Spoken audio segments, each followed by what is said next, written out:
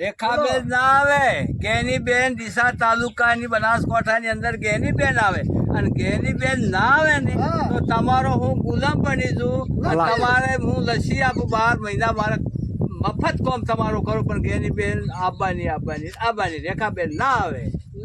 મિત્રો 4 જૂન હવે એકદમ ઝડપથી નજીક આવી રહી છે, ત્યારે સમગ્ર દેશની આતુરતા 4 જૂન પર છે. ત્યારે આપણે આવ્યા છીએ ડીસા તાલુકાના વારા ગામે.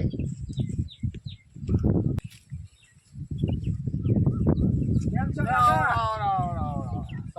મજામાં? હા, મજા હો. શું કરો છો? પછી આ ઘાસ વાટો છે, તોરણ રાખે છે.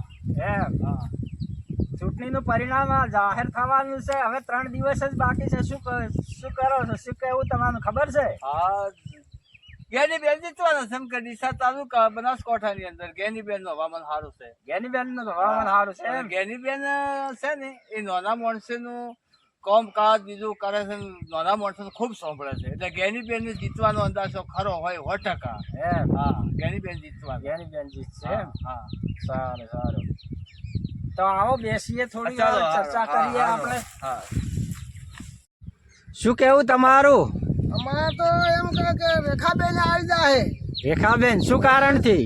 હા ભાઈ, અમારા મોદી છે ને, મોદીભાઈ, એના કારણથી.